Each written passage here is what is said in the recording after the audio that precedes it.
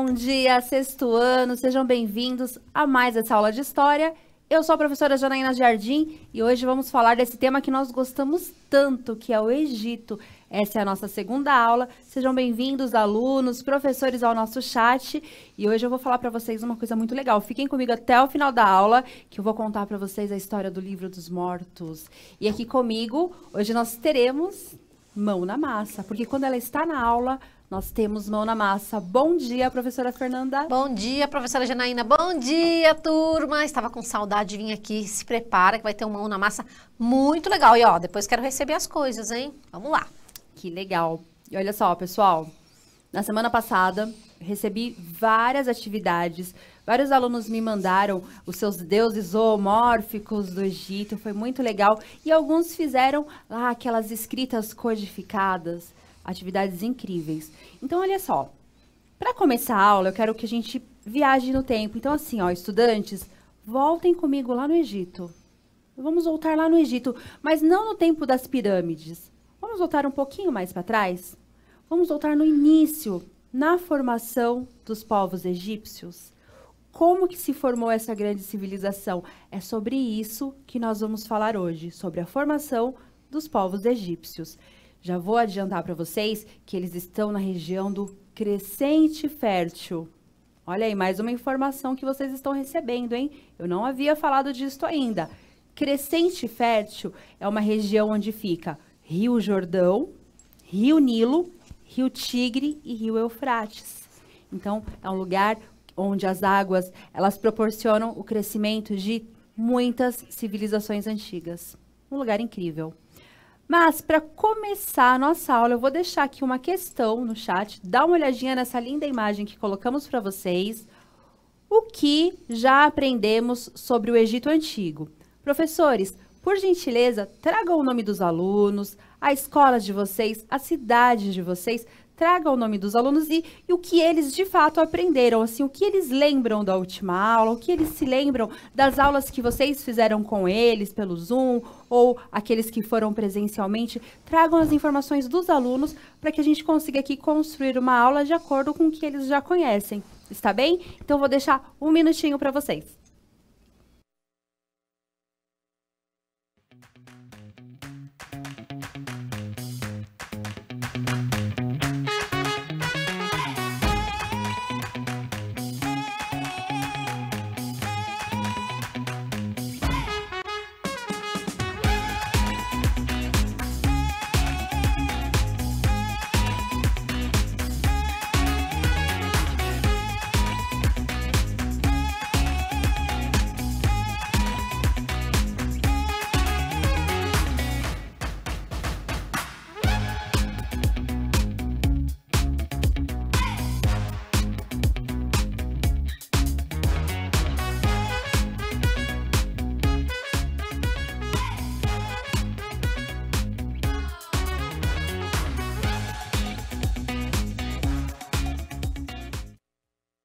Aqui, Pro, a galera participando bastante. A Pro Adriana trouxe a resposta dos alunos do sexto ano B, da PEI Arthur, em Mairiporã.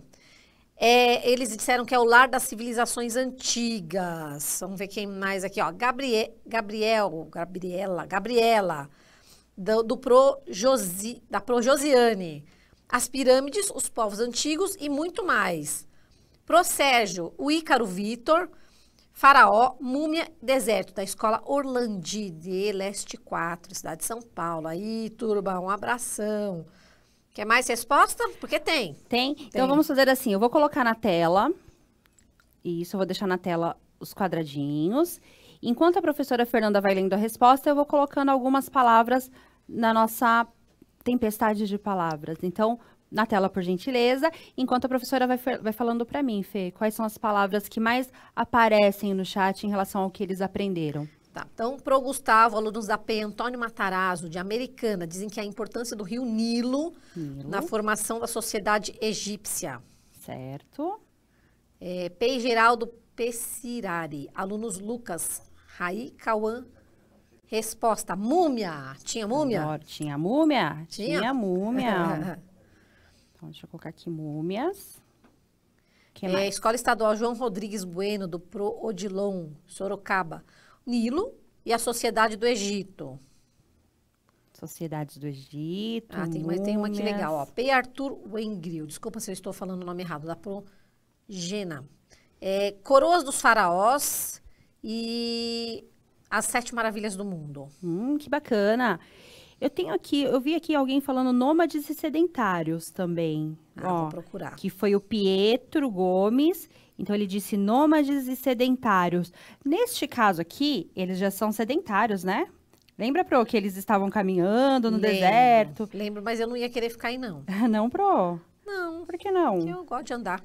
Você gosta de andar? Eu já ia mais pra frente. Fernando, você gosta de andar, né? Mentira, né?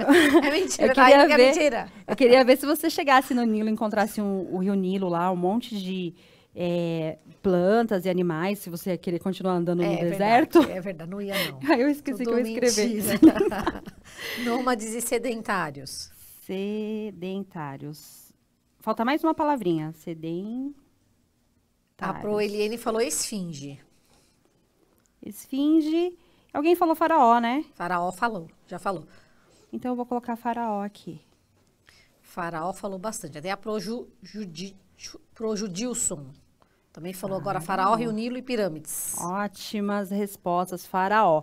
Então, nós temos aí no quadro as 4 palavras que representam algo que os alunos aprenderam acerca do Egito. Então, eles falaram muito acerca do Rio Nilo.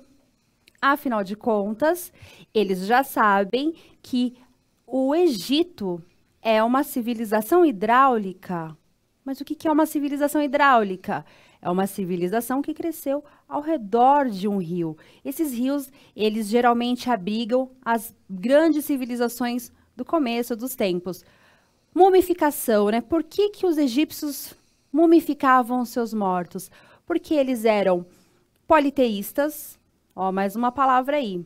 Politeístas. Segura essa palavra que eu já explico o que significa.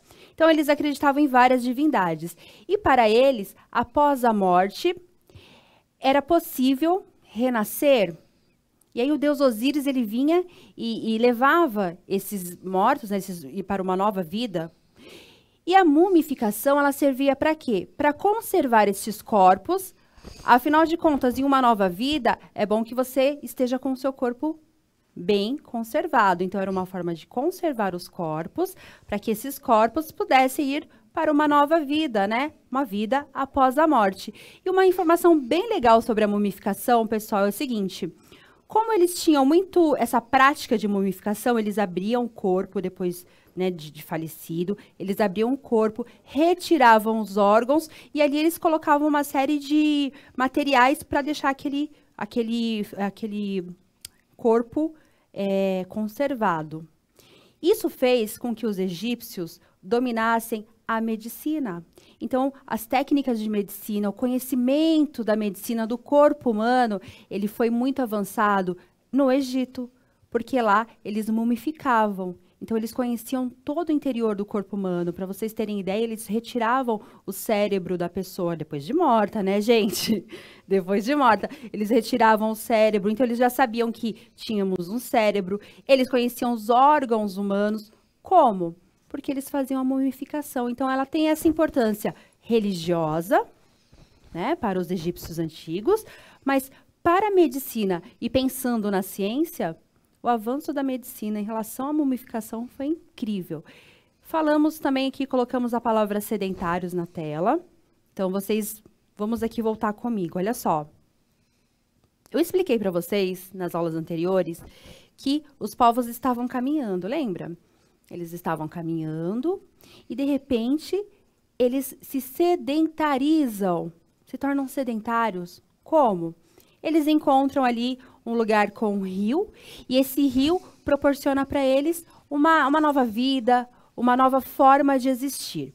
E aí, por falar em sedentários, eu trouxe aqui um esquema, vou colocar na tela, que explica bem a formação do Egito, né? Então, ó, começou assim, comunidades que eram nomos. O que são nomos? São agrupamentos de pessoas ao redor do Rio Nilo, mas eles ainda não eram o Egito, né? Eles eram pequenos grupos, cada um com uma cultura, cada um com uma forma de religião, que cultuava seus deuses específicos. Isso aconteceu em 8.500 antes de Cristo. Então, cada um tinha o seu costume. E aí, vamos para o quadradinho do lado. Quais eram as atividades deles? Agrícolas, então eles cuidavam da agricultura e eles tinham técnicas de irrigação. Ora, eles estavam perto do rio, então era mais fácil você retirar, por exemplo, a água do rio e levar para lugares mais distantes. Não vamos esquecer que eles estavam no deserto, ali próximo do deserto. Do outro lado, construção de diques. Em 4.000 a.C., essas pequenas comunidades começaram a construir diques. Gente, eles começaram a acumular água. Olha como isso vai mudar toda a nossa história, porque agora o homem ele controla, de certa forma, a natureza. Porque quando tem seca, eles têm água no reservatório.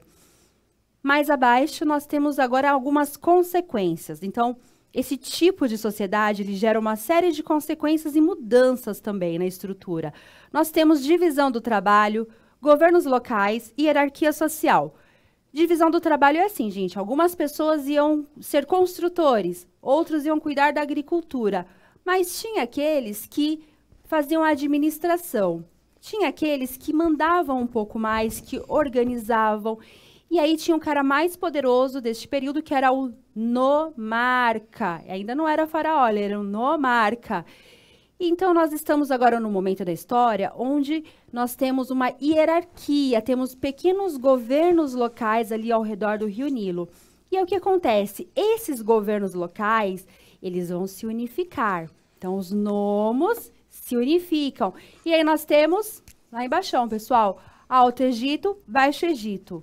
Então, nós temos uma divisão de Alto Egito e Baixo Egito, isso em 3.500 a.C. Esse mapa mental ele está fazendo um bom resumo assim, de toda a história da formação do Egito. E aí, como eu falei de Alto Egito e Baixo Egito, eu vou colocar na tela de novo para vocês. Olha só, falamos de sociedade hierarquizada, vamos falar sobre a escrita egípcia, inclusive a professora Fernanda vai fazer aqui um hieróglifo conosco. Criação do papiro, isso tudo acontece também no Egito. Religiosidade, já explico um pouquinho mais para vocês sobre a religiosidade. Politeísmo. Gente, o que é politeísmo? Ó, poli são vários. Poli, vários. Teísmo, deuses. Então, no Egito Antigo, eles eram politeístas. Eles acreditavam em vários deuses. Ao contrário de outras civilizações que serão monoteístas, que vão acreditar em apenas um deus. Está bem? Então, politeístas, diversos deuses. Monoteísta, apenas um deus. Voltando na tela. Vamos lá. Culto ao deus Sol. Então, eles observavam a natureza. Lembra no começo do ano, no primeiro bimestre, que eu falei sobre o controle, né? Que o homem, ele tinha o tempo da natureza, ele ficava observando a natureza para poder controlar ali a agricultura. Os egípcios, eles já controlavam a agricultura através da observação dos astros. Crença na vida após morte, que é a mumificação. A importância da mumificação religiosa para os egípcios, mas científica para a medicina. E aí, nós temos aqui um mapa, onde eu estou mostrando para vocês o Rio Nilo. Eu acho que vocês não estão conseguindo enxergar, mas ele está bem aqui, ó. Eu vou passar uma caneta, ó. Aqui é o Rio Nilo. Está bem? E aí, eu falei para vocês de Alto Egito e Baixo Egito, né? O Alto Egito, ele fica embaixo. Eita, como assim, né? Alto Egito. Como assim o Alto Egito fica embaixo? Por que ele chama alto se ele fica embaixo? Porque ele está em uma região montanhosa. Então, Alto Egito era a parte de baixo. Alto Egito, que ficava em uma região montanhosa. E o Baixo Egito já ficava aqui mais para cima, que era uma região mais acima. Alto Egito e Baixo Egito. Só que houve um rei, né, um nomarca chamado Nemes, que ele conseguiu unificar o Alto Egito e o Baixo Egito. Aí nós teremos um grande império, né? Um único império. E aí, bom, alguma novidade aí no chat, que eu falei bastante agora? Eles estão com alguma dúvida? Querem falar alguma coisa, alguma contribuição? Por enquanto, bom dia, contribuição temos uma legal aqui, ó. A palavra da nossa, é que os nomes ficam juntos, eu tento separar. Provaldevânio. A palavra politeísmo é de origem grega, theos, Deus, poli, vários. Achei legal. Legal, muito bom. Até interessante isso, porque a gente começa a perceber que esses povos, eles vão se mesclar, né? Eles vão se encontrar, eles vão se mesclar. Lá na época, né, quando nós estamos falando do Egito, eles ainda não usavam esse nome. Esse nome, politeísmo, foi adotado depois. Mas o que é importante o sextuano saber? Que eles eram politeístas, que eles cultivavam, eles adoravam diversos deuses. Falamos de mumificação, falamos da importância do rio Nilo, falamos da questão religiosa, que eles eram politeístas, e eu trouxe novamente para vocês essa imagem, dá uma olhadinha, olha lá, onde nós temos uma informação bem importante, que são as civilizações hidráulicas. Eu já expliquei para vocês o que né, que são civilizações que se sedentarizam e controlam os rios. Mesopotâmia, Egito, Índia e China. E agora vamos falar um pouquinho assim da arte, né? Como que a hierarquia está representada na arte? Dá uma olhadinha nessa imagem, pessoal. Vocês estão vendo que nós temos aqui uma pessoa que ela é bem maior que as outras, ó. Aqui, ó. Tá vendo? Ele é bem maior que os outros. Mas por que ele é maior? Será que ele é um gigante? Ó. Então, a própria arte, ela já representava a hierarquia social que existia no Egito. Então, aquelas pessoas mais poderosas, ou o faraó, eles eram representados em tamanho maior. Aquelas pessoas que trabalhavam com agricultura, ó, desculpem, que trabalhavam com agricultura, eles eram representados menor, ó, que as mulheres, o pessoal trabalhando na terra, aqui, ó, o pessoal trabalhando com os animais, eles eram representados em tamanho menor. Então, a própria arte, ela já representava a hierarquia presente nessa sociedade. Vamos falar um pouquinho sobre a escrita egípcia, dá uma olhadinha na tela. Nós temos aqui o hierático, que é uma simplificação dos hieróglifos, que era utilizado pelos escribas. E os escribas, eles eram uma elite, né? Não é qualquer um que podia ser escriba, não. Era uma elite. Temos aqui o hieróglifo, que já é uma escrita sagrada, que tem, são caracteres logográficos. E a pedra, aqui o demótico, que é derivado do hierático, surge por volta do século VII, espalhou-se rapidamente por todo o Egito. O demótico já é um tipo de escrita um pouco mais popular. E aí, a professora Fernanda, falando aí de hieróglifos, ela trouxe uma atividade bem legal aqui para nós. Legal. E aí, pronto. Vamos lá. Primeiro, eu queria mandar um beijo pro Jocélio. Ele falou, ó, falo beijos para as duas professoras mais lindas, duas deusas. Essa hora da manhã, elogio é sempre bom. Obrigada, professora, mas duvido que eu esteja de deusa essa hora com as minhas olheiras de sono. Vamos lá, turma. Qual que é a atividade que a gente vai fazer? Nós vamos construir um hieróglifo no gesso. Esse aqui, turma, eu fiz na faculdade, na época da faculdade. Eu usei até caixa de papelão, tá vendo? Eu fiz na caixa de papelão, quando eu fui tirar, ficou o papelão ainda. Não é um hieróglifo, tá? Esse aqui o professor pediu para fazer algum desenho egípcio, e aí eu fiz esse aqui, certo? Como que a gente faz as plaquinhas de gesso? Gesso, turma, geralmente, na minha época custava R$3 o saquinho. Eu acredito que deve estar entre R$3 e R$5. Dá para fazer um monte de gesso. Esse aqui foi feito na caixinha de sorvete, ó. Como que a gente faz o gesso? Primeiro você põe a água, depois você polvilha o pozinho de gesso, deixa secar. Aqui em São Paulo tá um pouquinho friozinho, então ele demora um pouquinho para secar. Aí pode ser na forminha pode ser na caixa de sapato, como eu mostrei, forminha de sorvete, forminha de margarina, qualquer coisinha de plástico, tá? Que depois você possa jogar fora. Quando ela estiver seca, você vai ficar com essa superfície. Se tiver uma lixinha, lixa, fica bom. Aí, você vai pegar um papel, vai fazer o seu hieróglifo no papel, o seu desenho egípcio no papel primeiro, vai colocar em cima do gesso e vai carcar o lápis. Quando você carcar o lápis, Eu não sei se vai dar pra ver, que eu já tava fazendo um aqui, tá? O gesso ainda tá molhadinho, porque tá muito frio em São Paulo, aí demora um pouquinho pra secar. Aqui eu deixei em branco, porque aqui não vai dar pra ver, mas aqui já tá meio carcadinho. Aí, passei canetinha. O ideal, assim, mais bonitinho, se você tiver guache em casa, fica mais bonitinho. Mas se não tiver, ó, fiz com canetinha mesmo. Lápis de cor também dá. Depois você pinta do seu jeitinho. Esse aqui é o olho de Horus, né, Pro? Muito legal. A Pro fez o olho de Horus, que representa proteção, né? E esse olho de Horus, olha que lindo, Pro.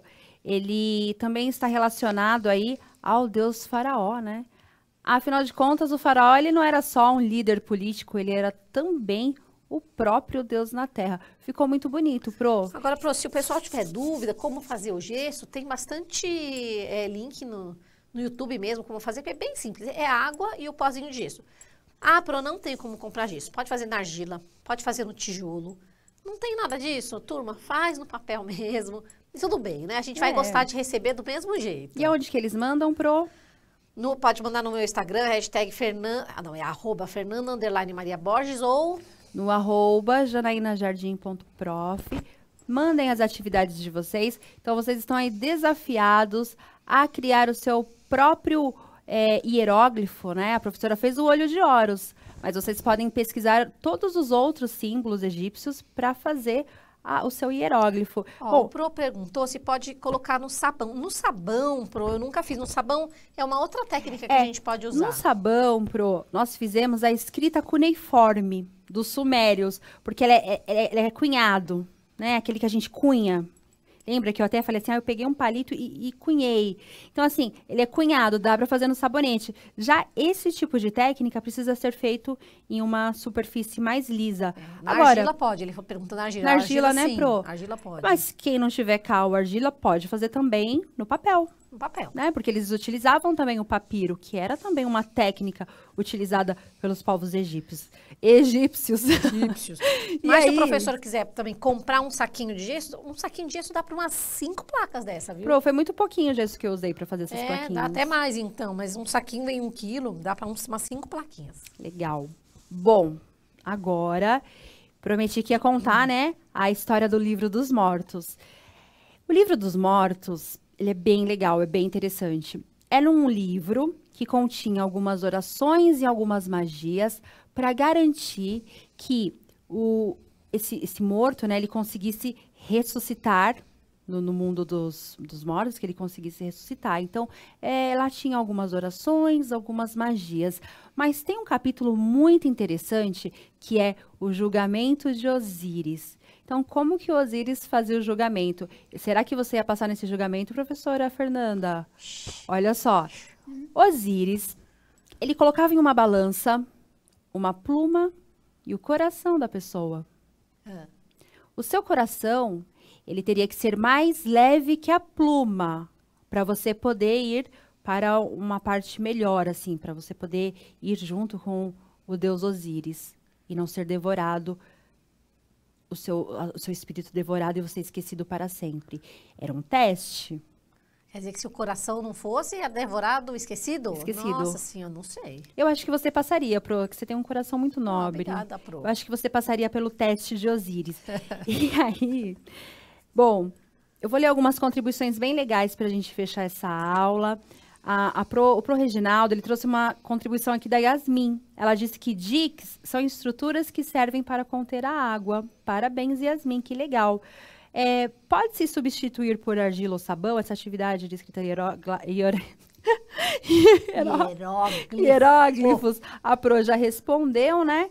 E olha... Mas o pessoal tá dando várias dicas legais aqui, ó. Bandeja de isopor...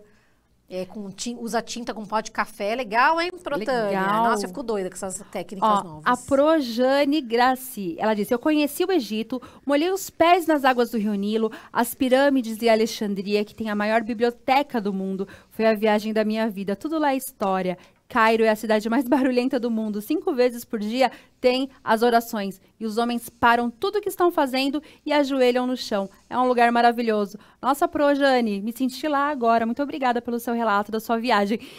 E agora eu vou deixar para vocês a atividade. Nossa, eu tô hoje trocando tudo. A habilidade e o objetivo. Então, hoje nós utilizamos a habilidade de identificar os processos de formação das culturas e dos povos, relacionando-os com o espaço geográfico ocupado. E foi isso que nós fizemos. Nós olhamos lá o Rio Nilo e estudamos o Egito Antigo. Professores queridos, muito obrigada pela participação de vocês, estudantes. Obrigada, professora Fernanda. Obrigada, eu que adoro estar aqui. Obrigada. Nós adoramos a sua presença aqui na nossa aula. Avaliem a nossa aula, espero que vocês tenham gostado. E tchau, tchau, pessoal!